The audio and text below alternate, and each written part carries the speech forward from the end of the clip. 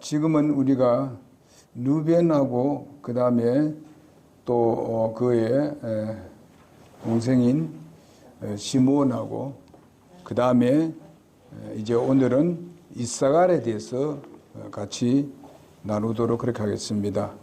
여기서 주어진 모든 것을 우리가 교훈으로 받는 그런 시간이 되길 바랍니다. 여기에 항옥지파 이사갈 이렇게 제목을 정했습니다. 오늘 말씀을 보게 되면은 그 밀을 수확할 때에 르벤이 제일 그 맞이죠. 맞이. 이제 합판체를 찾아 자기 어머니 레아에게 그것을 주었습니다. 여러분께서 이제 아시다시피 이 합판체는 무엇이었는가 하는 것은 이제 이 뜻이 뭔가 하면 연애하는 사랑스러운 에서 유래된 말씀이고 또 사랑의 사과 이렇게 그 말을 하고 있습니다.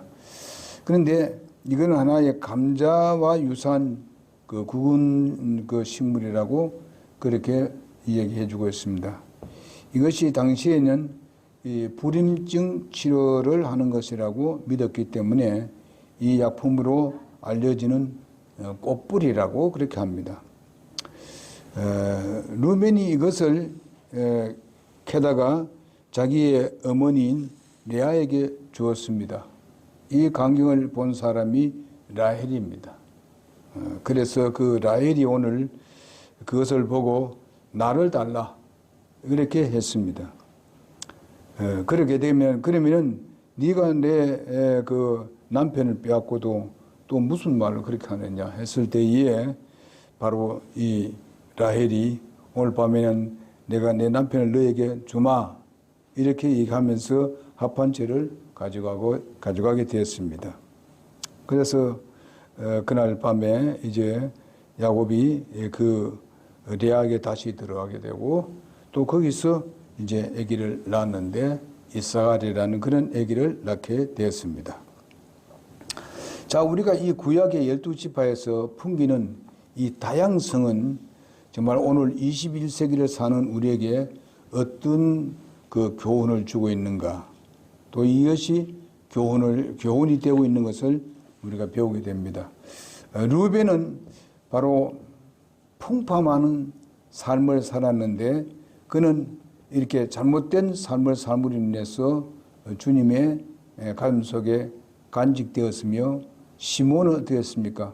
모세의 축복에서 제외된 그 이유를 우리는 잘 압니다. 바로 그러니까 시몬은 사실상 그 잘못된 그런 방법으로 감정으로 사람을 많이 죽인 그것으로 인해서 사실상 큰 복을 받지 못하고 도리어 징계를 받는 모습을 보았습니다. 그런데 야곱이 12지파는 내 여인 중심으로 해서 출생을 했던 것을 여러분 잘 알 줄 믿습니다. 레아는 르벤과 시몬과 레위와 유다와 이사갈, 스불론을 낳게 되었고 또 딸은 디나를 낳게 되었습니다. 딸 디나를 낳게 되었고요. 또 레위 지파는 바로 제사장직으로 들어감으로 인해서 지파 안으로 들어가지는 못했습니다. 이 라헬은 요셉과 베냐민을 낳게 되고 그 다음에 또 나중에 보게 되면 또 이제 단과 납달리를 낳게 되는 것을 봅니다. 이렇게 해서 실바는 바로 각각 아셀을 낳습니다. 이렇게 해서 12지파가 되는데 특별히 베냐민 그 요셉은 사실상 두 지파에 제외되는 것을 봅니다. 12지파에서 그것은 바로 자기의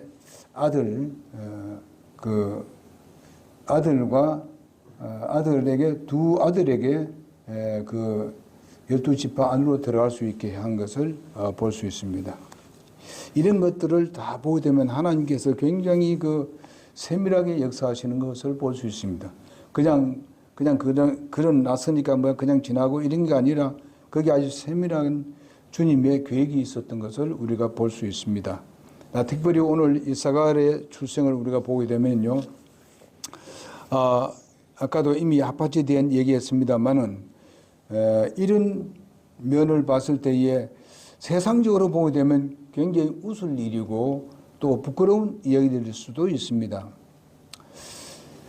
그래서 이제 야곱과 함께 양보 함으로 인해서 거기서 이제 태어난 것이 바로 이사가랴인데, 나는 이런 점을 우리가 통해서 성경은 더욱 우리가 알아야 되고 또 더욱 사랑하는 마음을 갖습니다. 왜냐하면 세상에 유명한 책들은 보면 대부분 좋은 이야기, 미화시키는데 많이 기록을 합니다만은 성경은 미화가 아니라 모든 그대로 있는 것을 지금 그대로 일어난 사건들을 전부 다 기록한 것을 볼 수 있습니다.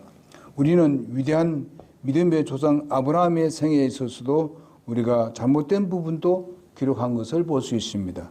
아브라함이 얼마나 우리의 믿음의 그 모습을 보여줬는가. 그렇지만은 아브라함도 잘못된 부분이 있었고, 여러분들은 노아의 생애 중에서도 보게 되면 수치스러운 모습을 우리가 또 보고 있습니다. 그런 있습니다. 이러한 노출을 통해서 어떤 교훈을 배우는가? 하나님은 빛이시며 우리는 빛 가운데 살아야 우리는 주님의 은혜를 계속 체험할 수가 있다는 것을 우리에게 잘 보여주고 있습니다. 성경은 결코 인간을 어떤 마스크해서 이렇게 하지 아니하고 그들의 낮과 밤, 고통과 한의를 적나라하게 노출시키는 것이 바로 우리의 성경에서 볼 수가 있습니다. 그러니까 우리는 주님을 두려워할 줄 알고 또 주님을 사랑할 줄 알고 이런 두려움과 사랑이 잘 겸비된 그런 삶을 우리가 살아야 된다고 믿습니다. 우리가 어느 날 심판대 앞에 우리가 설 때에 그것이 드러나게 된다는 것을 우리는 분명히 압니다.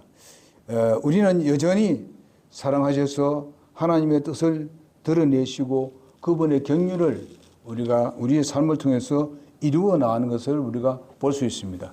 뭔가 하면은 우리가 잘못했을 때에 하나님께서는 그 잘못으로 다 끝내버리는 것이 아니고 그 잘못에서는 분명한 것을 지적을 했지만은 그러나 그 잘못을 새롭게 일어나게 해서 또 하나님의 뜻을 이루어가는 것을 볼 수가 있습니다. 그렇지 않으면 우리는 여기서 존재하지 않았을 것입니다. 우리의 잘못에 대해서 전부 다 쳐버린다면 우리가 이 세상에 살아있을 수가 없을 것입니다. 모든 사람도 다 그렇습니다. 인간도 다 그래요. 바로 인간으로 태어났을 때에 저들이 잘못이 있어도 하나님께서 저들을 또 참아주시고 인내해 주시기 때문에 오늘 여러분 내가 구원을 받았다고 믿습니다. 또 그리고 구원받아서 하나님의 자녀로 우리가 또 성장해 가고 있는 것을 봅니다. 우리가 이렇게 살면서 그 하나님의 사랑에 대해서 우리가 좀 잊어버리고 살 때가 많다.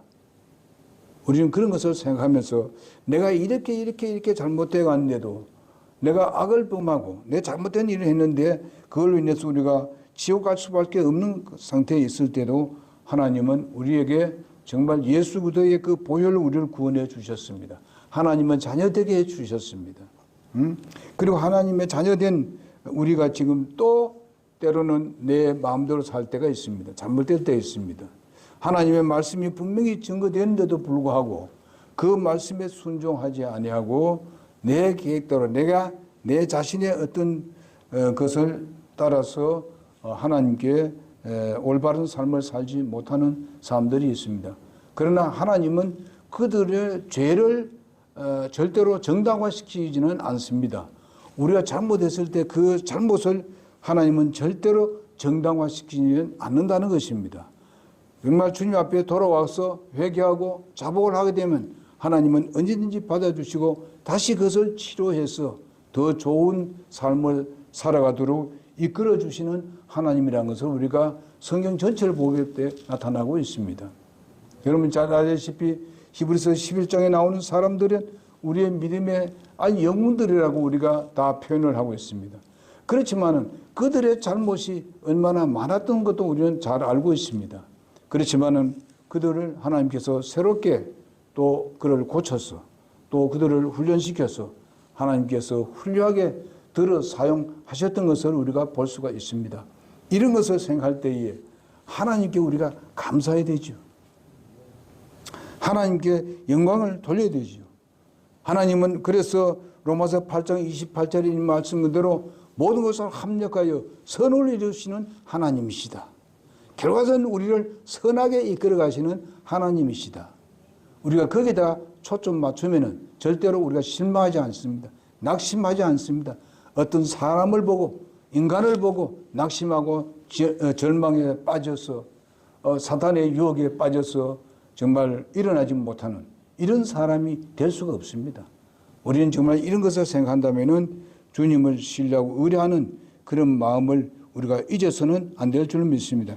하나님은 우리의 잘잘못을 잘 알고 지적해 주십니다. 하나님은 그냥 보고 너 오늘 쟤를 보면 내가 눈 감아주마 이런 하나님은 결코 아니십니다.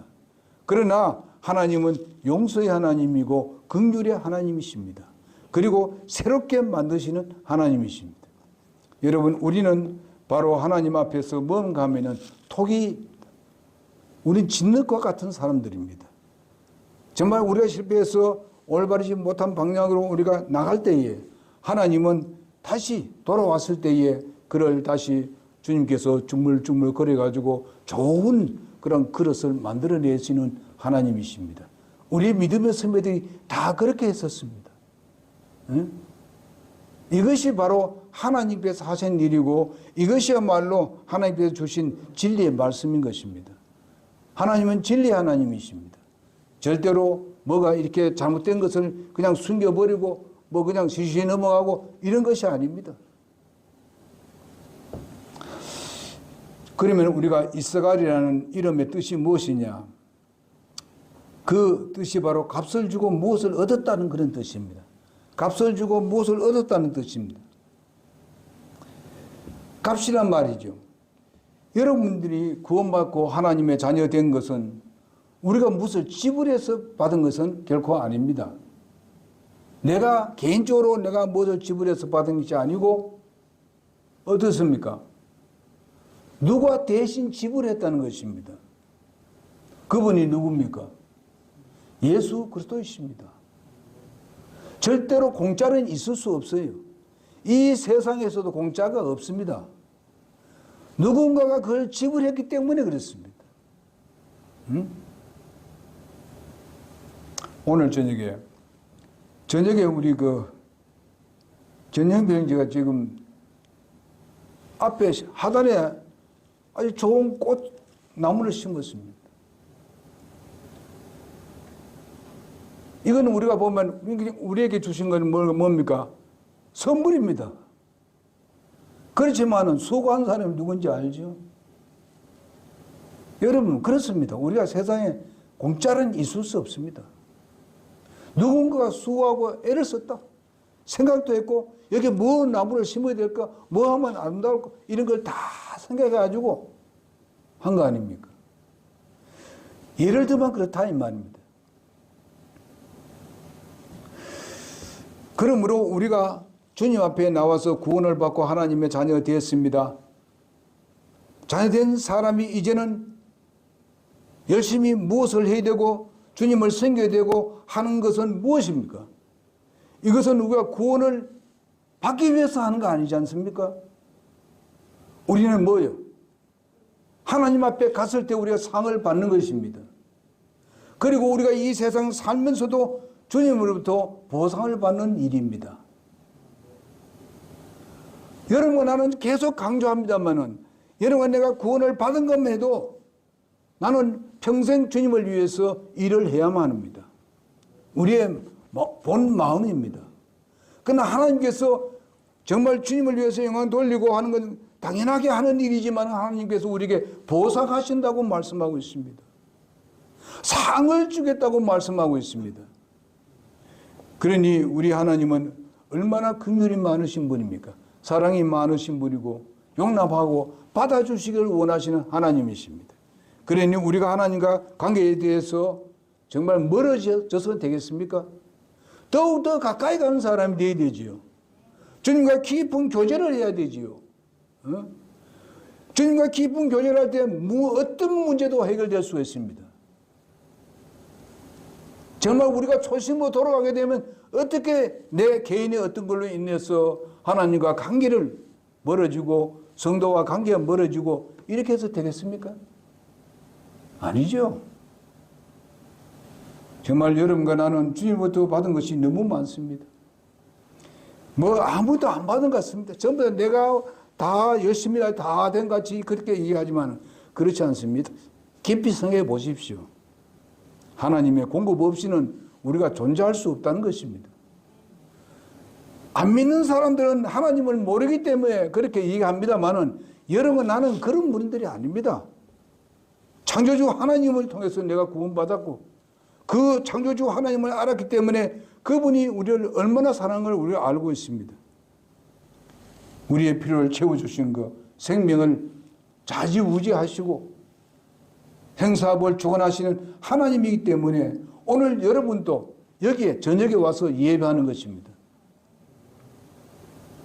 오늘 하루 종일 일했는데 여기 와서 일한다는 것이 그렇게 쉬운 일은 아닙니다. 그러나 이것이 우리의 구원받고 난 뒤에 보니까 이것이 가장 소중한 일이고 내가 이 세상 살면서 정말 행복된 삶을 살 수 있는 비결이고 하나님의 놀라운 영광을 누리는 또 놀라운 상을 받는 길이라는 사실에 대해서 알기 때문에 오늘 주님 앞에 경배 드리고 있습니다. 여러분 하나님 앞에 진지한 경배를 드리면은 이 예배가 중요한데 그 예배는 우리가 고린도전서 3장 11절에서 15절까지 보게 되면 그 중에 금은 보석이 있지 않습니까? 금으로 된 집을 짓는 사람이 누구냐? 우리가 예배 드리는 걸 가장 소중히 여기고 예배 드리는 사람이 바로 금집을 짓는 사람입니다. 우리는 믿음 위에 우리의 개인의 집을 짓는다고 했습니다. 그 개인의 집을 짓는 것이 우리가 금으로 짓는 집입니다. 주님께서 마지막 불로 심판할 때에 그것은 결코 타지 않습니다. 그러나 거기는 짚으로 지은 집이 있고 나무로 지은 집이 있고 풀로 지은 집이 있습니다. 그것은 자기 중심적으로 산 사람들입니다. 하나님 중심이 아니고 자기 중심으로 사기 때문에 그렇습니다. 그러므로 여러분 오늘 말씀을 통해서 봤을 때에 무엇인가 우리는 값을 지불해야 된다. 우리가 예수님을 구원받은 사람들은 우리 주님 앞에 내 자신을 드리고 헌신하고 예배 드리고 하는 것이 그냥 아무것도 아닌 것을 생각하지 않으면 아닙니다. 그것은 바로 상을 얻는 데 꼭 필요한 우리의 헌신이라는 사실입니다. 우리는 값을 지불하고 무엇을 얻는가? 상을 얻습니다. 그 다음에 야곱의 축복에서 이스라엘이 뭘로 나타나 있는가 하면 바로 이 축복은 바로 성령의 감동적이며 예언적인 축복인 것을 우리가 볼 수 있습니다. 이스라엘의 출생과 그 배경이 교훈이 무엇입니까? 섬기고 일하는 형태의 이스라엘의 모습을 보여주고 있습니다. 섬기고 일하는 형태입니다. 이것은 보상의 기념을 말씀해 주고 있습니다. 보상의 이것은 바로 노동의 개념입니다. 아무것도 그냥 무엇을 얻을 수 없다는 것입니다. 무엇인가 얻기 위해서는 땀을 흘려야 한다는 것을 여기서 우리에게 교훈으로 보여주고 있습니다. 여러분 우리 성경에 보게 되면 계시록 2장 10절에 보게 되면 죽도록 충성하라. 그리하면 내가 생명의 면류관을 내게 주리라. 이렇게 말씀하고 있습니다. 여기에 어떤 사람들 가르치기를 죽도록 충성하는 것이 바로 구원을 얻는 길이다 또 이렇게 말하는 사람이 있습니다. 분명히 생명의 관이라고 말씀해 주고 있는데 상인데 결코 그것이 아닙니다. 우리가 시간의 값을 드리고 몸을 들여서 드리는 그런 값이 있고 물질로 들여서 드리는 그런 값이 있습니다. 이 모든 것에 있어서 바로 무엇을 말해주고 있습니까?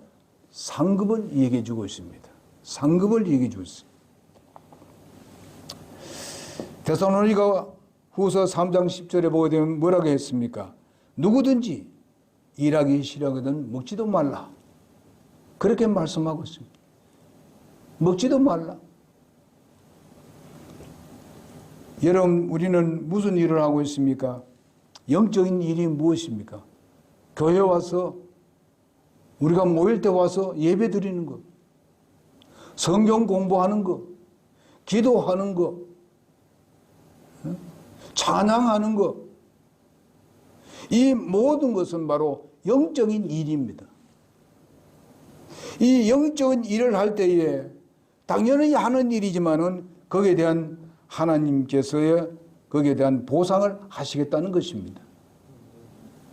우리가 영적으로 나태되어 있을 때 우리가 거기서 다시 일어나서 또 더 확고한 믿음을 가지고 주님을 더 섬기게 되는 것입니다.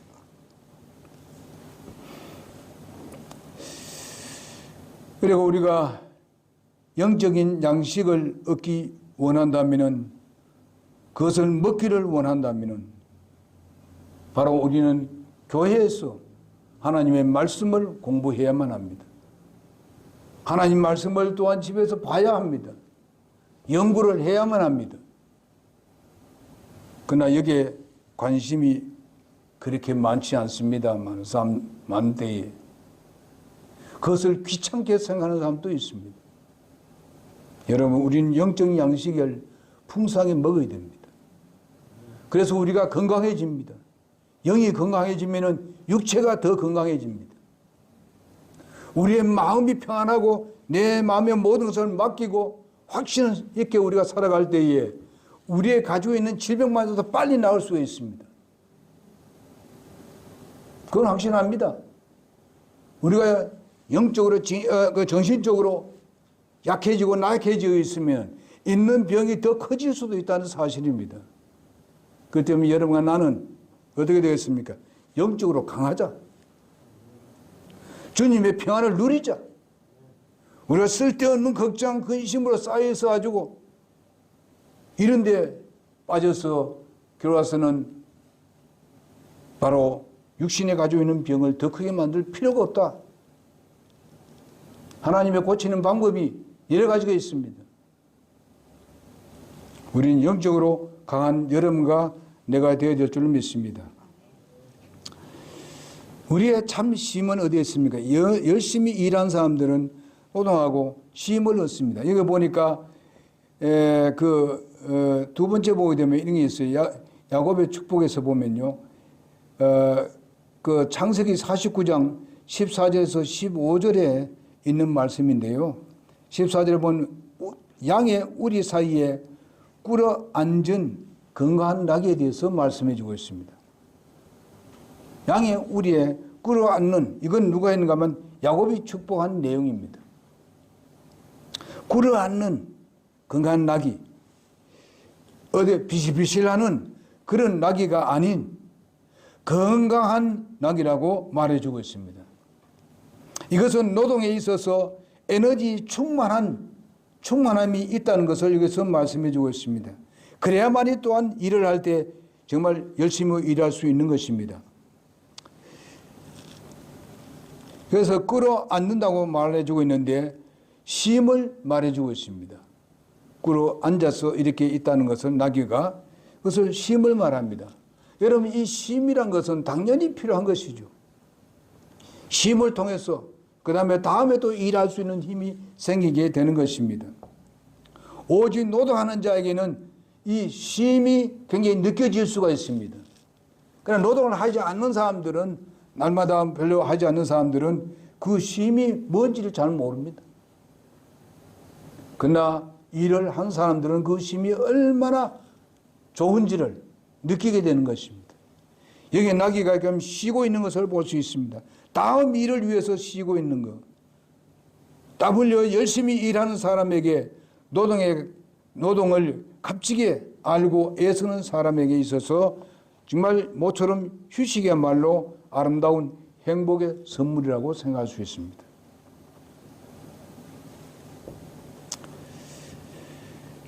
그리고 또 15절에 보니까 어깨를 낮추어 짐을 메고 종이 되어 공세를 바쳤노라.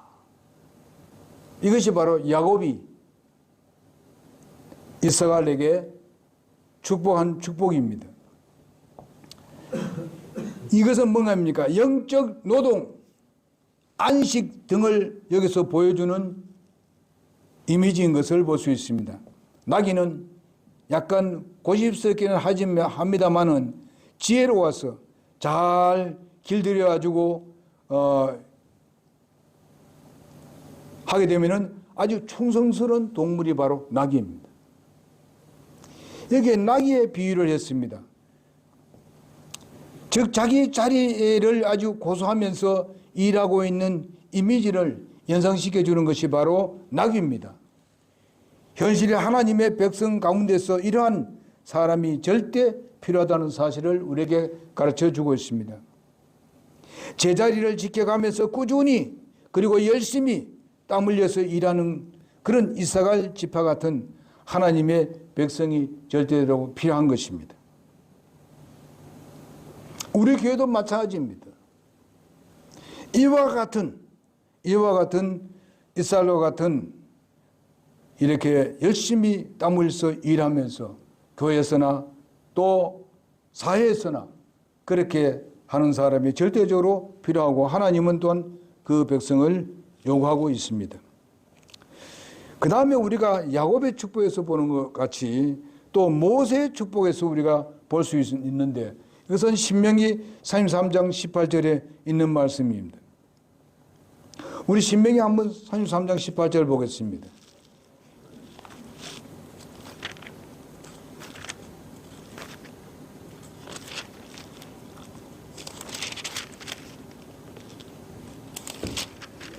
신명기 33장 18절입니다. 다 같이 한번 읽어볼까요? 시작.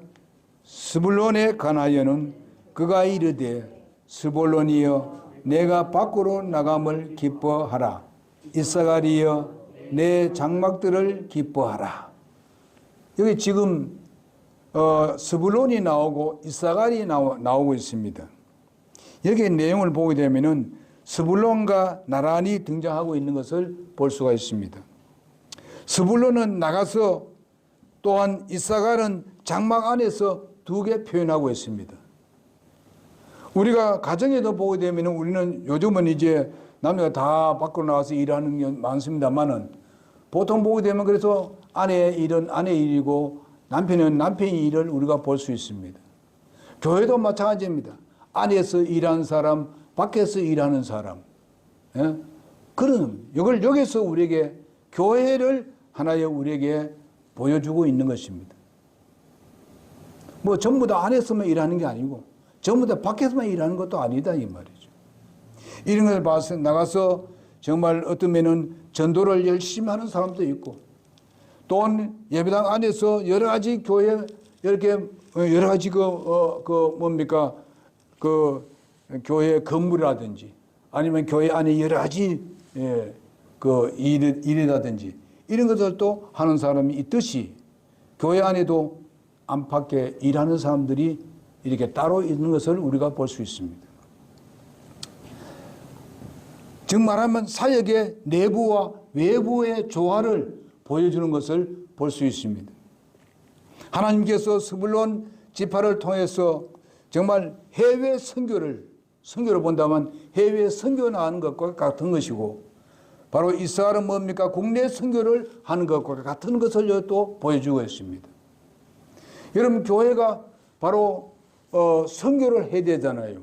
그럼 밖에 가서 선교 활동할 수 있도록 그 모든 것을 또 지원하고 그리고 또 그렇게 하기 위해서는 교회 내에서 그 교회를 또한 잘 이렇게 이끌어 나가야 되는 것을 볼 수 있습니다. 이런 것을 말씀해 주고 있는 겁니다. 우리는 우리 가운데 어떤 분은 바로 스불론과 같은 사람이 있고 은사를 받은 사람이 있고 이사갈의 그런 은사를 받은 사람도 있다고 믿습니다. 우리도 서로가 정말 서로가 비판할 수 없는 것이 무엇입니까? 다 필요한 분들이다. 때로는 교회에 연약한 사람도 있습니다. 때로는 강한 사람이 있습니다. 믿음이 강한 사람이 있고 믿음이 조금 약한 사람도 있고 사랑을 아주 열심히 하는 사람이 있고 사랑이 좀 부족한 것도 있고 전도를 잘하는 사람이 있고 그리고 사람을 잘 세우는 사람도 있고 각각이 다 은사가 달라요. 그러면 어떻게 합니까? 우리가 자기의 은사대로 정말 교회를 위해서 헌신하고 드리면 되는 것입니다. 모두가 한 곳으로 다 잘할 수는 없는 것입니다. 우리 교회 나온 사람은 다 달라요. 그 은사대로 주님을 섬기고 교회를 섬기고 성도들을 섬기면 되는 것입니다. 때로는 그 사람이 내 마음에 안 들 수도 있습니다. 그러나 그 사람은 또 다른 부분이 그 사람보다도 더 나은 부분이 있습니다. 그러니 우리가 서로 존경하며 세워줘 가면서 그 일을 감당해야 하는 것입니다. 우리가 주님을 섬긴 데 있어서 어떤 사람들은 조금 많이 섬긴 사람도 있고 또 어떤 사람은 조금 이제 형편이 좀 그래서 좀 못하는 사람도 있고 뭐 이런 데서 있고 어떤 사람은 그런 부분에 대해서 또 이제 많고 적음에 관계없이 열심히 또 섬기는 사람도 있습니다. 이런 걸로 우리가 서로 다투거나 이런 걸로 인해서 시기와 질투를 하면 안 됩니다. 성도들이 서로 시기 질투하면 그거는 사탄의 역사입니다. 교회를 아주 허물어뜨리는 것입니다.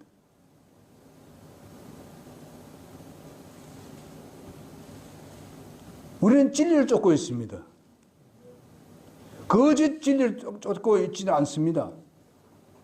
우리는 참 진리를 쫓아서 나가고 있는데 진리를 쫓아가는 사람들이 시기와 질투해서는 안 됩니다. 사랑하고 세워주고 격려해주고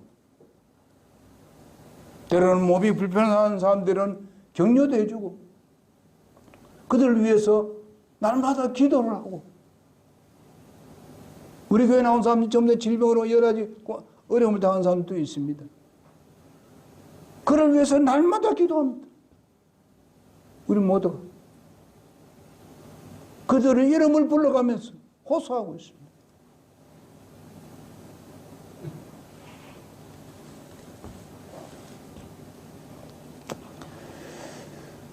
그래서 우리 교회도 이런 지체들이 있다는 것을 알고 고린도전서 12장에 보게 되면요 몸은 하나인데 12장 12절에 보니까 몸은 하나인데 많은 지체를 가지고 있고 그 한 몸에 모든 지체가 많아도 한 몸인 것 같이 그리스도도 그러하시다 하시느니라 말씀해 주고 있습니다.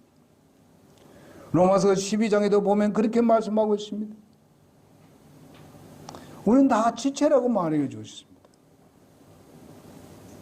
그러니 우리는 그 우리 몸에 지체가 필요한 지체가 있느냐? 한 사람도 없습니다. 다 필요한 지체고 그 지체는 모두는 하나님의 사랑을 받고 있는 지체들입니다. 그가 정말 신앙이 어리든지 신앙이 강하든지 관계없이 하나님은 그들을 사랑하고 그들이 굳게 서기를 하나님 원하시고 서로가 협력하고 봉사해서 성경으로 인해서 그 몸이 든든히 세워가기를 원하고 있습니다. 그 몸이 뭡니까? 교회입니다. 그 교회는 무엇입니까? 예수님의 몸입니다. 예수님은 우리가 머리를 삼고 그분이 말씀하기를 서로 격려하고 위로하고 모두 다 지체들이 다 중요하니까 서로 세워주라고 말씀하고 있습니다. 전에도 말씀드렸습니다. 내가 지금 손이 있습니다. 내 발에 무엇이 묻었으면 손이 가서 씻어주는 겁니다. 내 귀에 뭐 들었는데 귀가 자신이 그걸 귀를 뚫고 주지는 못합니다. 손가락이 가서 해줍니다. 눈이 뭐 들었는데 바로 손이 필요합니다. 눈이 눈에 있는 것을 뺄 수가 없습니다. 우리가 그런 게 있어요. 우리 개개인에게. 그 부분 바로 우리 형제가들 해줘야 되고 우리 자매들 이렇게 해줘야 하는 것입니다. 응? 그래서 서로가 정말 세워주고 해서 하나가 되어서 주님의 교회를 세워가는 것입니다. 우리가 세상 사람과 똑같이 너는 니고 나도 내다 이게 아니잖아요. 응?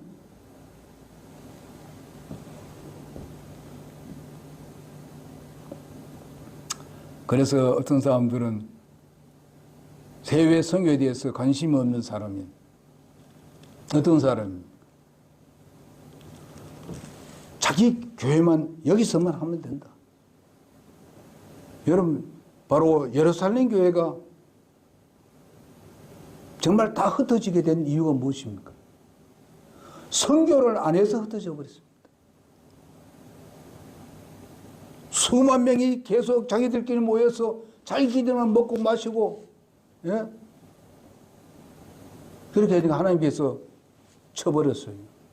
그래서 다 흩어졌지 않습니까? 흩어져가지고, 나중에 보면 성경 보면 제자들만 남았다 그랬어요. 예루살렘 교회가. 그럼 그 사람들 어디로 갔느냐? 외국으로 나가가지고 그 사람들이 가만히 있었느냐? 가서 복음을 증거했습니다. 응? 안디옥 교회, 바울이 세운 교회 아닙니다. 성도들이 가서 세운 겁니다. 로마 교회, 성도들이 흩어져가지고 거기서 교회 세웠어요.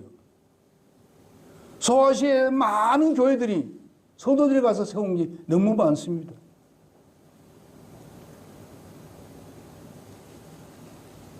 우리 모두는 구원받았으면 선교에 동참해야 돼요. 그것은 여러분이 동참한 데 있어서 그 물질에 대한 그 작고 마음이 그게 문제 아닙니다. 여러분들의 마음입니다. 그런 선교가 어디서 들은 내가 구원받았겠느냐? 구원 못 받아요. 그런 선교했기 때문에 거기에 대한 영향을 받아서 내가 구원받은 겁니다. 그러니 선교에 다 동참해야 되죠. 그러면 하나님께서 거기에 대한 보상을 하시는 하나님이십니다. 그냥 넘어가시는 하나님이 아닙니다.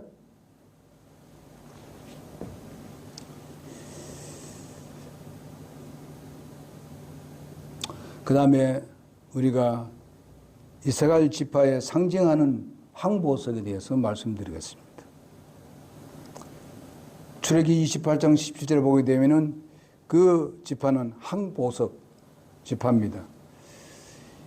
이 황보석이 뭡니까? 토파즈라고 하는데 아름다움이란 뜻입니다. 지혜, 장수를 상징하는 보석입니다. 이스라엘 지파는 아주 좋은 그런 하나님께서 상징하는 것을 주었습니다. 그 뜻은 계속해서 찾는다는 뜻입니다. 계속해서 찾는다는 뜻이. 고대 보석 사전을 읽어보면요, 정말 아주 구하기가 아주 어려운 그런 보석이 바로 이게 항보석이라고 합니다. 항옥 보석이라고 합니다. 홍해의 섬 속에서 이 보석이 많다고 하는데 찾기 쉬운 날은 아주 안개가 낀 날인데 선원들이 여기에 접근하면은 안개 속에서 반짝반짝 거린답니다. 그러니까 햇빛 쫙 내릴 때는 그거 잘 안 보인다는 거예요. 그냥 안개 속에서 그렇게 반짝거리는 보인다는 거예요.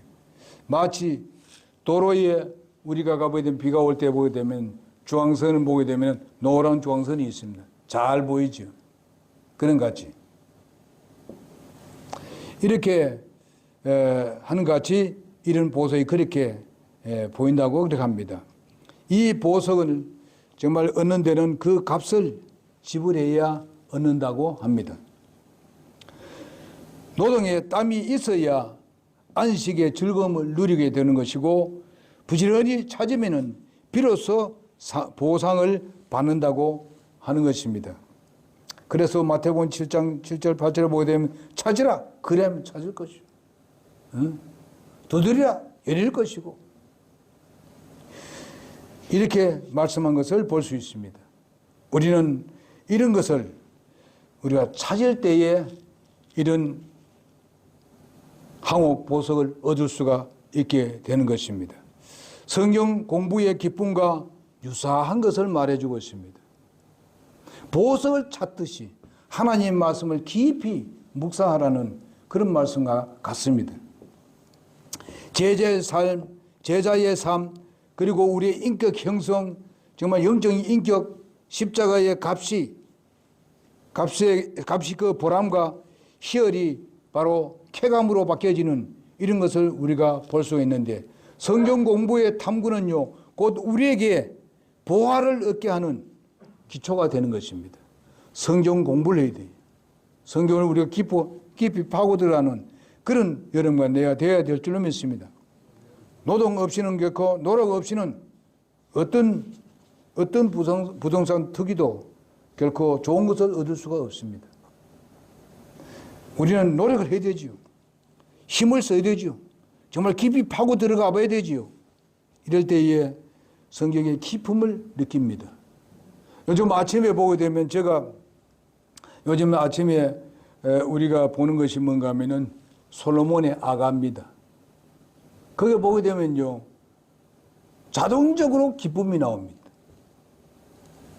예수님과 나와 관계가 그렇게 아름다운 거예요. 하나님을, 나는 형편이 없는데 하나님을 나를 보는데 그렇게 아름답다 하는 거예요.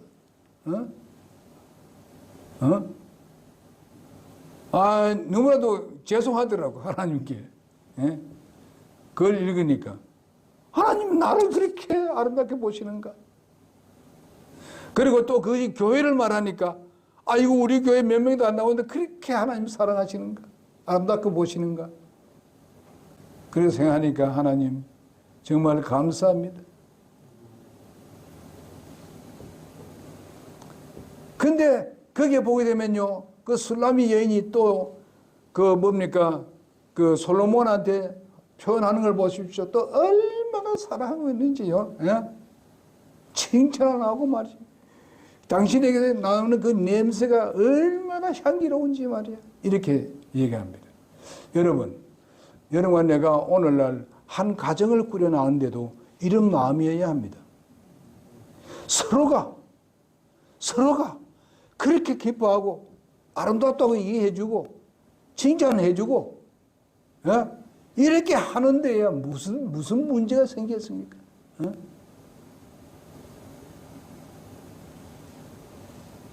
요즘은 잠언을 아가서를 읽으면서 그 노래 중에 노래입니다. 또 다른 말하면 아름다움 중에 아름다움이다. 이렇게 표현할 수 있습니다. 그러니까 주님께서는 우리를 이렇게 사랑하고 계십니다. 그러니 우리가 주님을 위해서 우리가 어떤 어려움도 시련도 우리가 극복하는 여러분과 내가 되면은 주님은 우리에게 정말 말할 수 없는 걸로 풍성을 채워주실 줄 믿습니다. 여러분, 주님 통해서 여러분 행복을 누리시기 바랍니다. 우리가 지엽적인 일에 우리가 빠져가지고 그런 것 때문에 하나님께서 내리는 그 놀라운 은혜와 복을 그냥 우리가 막아버리면 되느냐 이게요. 하나님은 우리에게 풍성한 은혜를 베푸시길 원하십니다. 마지막으로 영적 교훈입니다. 이미 앞에서 많이 들었습니다만은 노동의 땀을 흘리지 않는 자는 축복을 받을 수 없다. 복을 받을 수 없다. 주님을 위해서 헌신하지 아니하고 하나님의 말씀을 연구하지 아니하고 주님 앞에 나와서 예배하는 것을 꺼리고 게으르고 이렇게 되면 어떻게 하나님부터 복을 받을 수 있겠습니까? 하나님은 엄청난 걸 줬는데 갈라디아 6장 7절에 데살로니가 후서 3장 10절에 너희가 일하지 싫어하거든 먹지도 말라. 갈라디아 6장 7절에 너희가 무엇을 심든지 그대로 거둔다 그랬습니다. 무엇으로 심든지 그대로 거둔다. 여러분, 우리가 풍성한 것으로 주님의 놀라운 것으로서 우리가 심어 내가 헌신하고 드리고 봉사하는 이 모든 부분에 대해서 그 심는 대로 거둔다고 했습니다. 하느님께서 갚아주시는데 누르고 흔들어서 넘치도록 그 사람이 그렇게 안겨주리라고 그렇게 했습니다. 하나님이 안겨준다는 게 사람을 통해서 안겨준다 그랬습니다.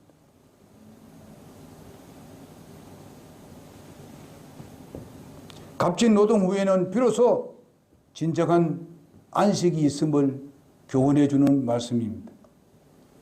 구원은 우리의 노동 없이 은혜로 얻는 것입니다만은 그러나 우리가 하나님 앞에서 설 때에 상은 하나님께 대한 일하는 결과가 보상인 것입니다.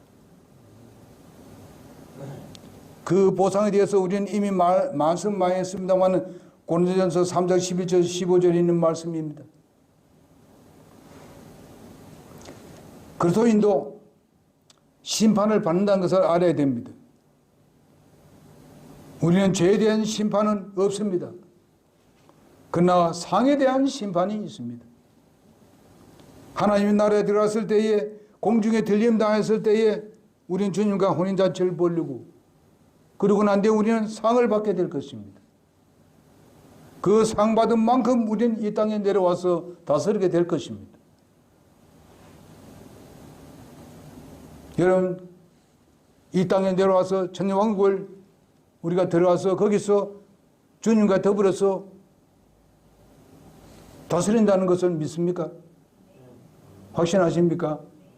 그것은 무슨 상상이고 공상입니까? 아닙니다. 하나님의 말씀은 그대로 말씀하신 대로 이루어지는 거예요. 지금까지 그 이루어졌고 그것도 이루어진다는 건 분명한 것입니다. 그러니 우리가 주님 앞에 나와서 헌신하고 봉사한 이 부분들이 절대로 헛것이 아닙니다. 하나님은 그것을 계산하고 계십니다. 그래서 우리가 주님 앞에 갔을 때에 놀라운 상급을 누리게 되는 것입니다.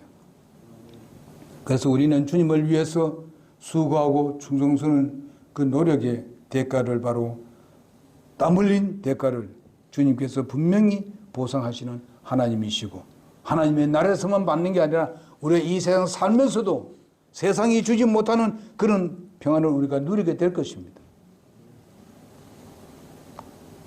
홍옥을 얻기 위해서는 오늘 정말 흘리는 땀 흘려야 된다는 것. 그 홍옥은 바로 항상 대제사장의 가슴에 흉패로 붙여서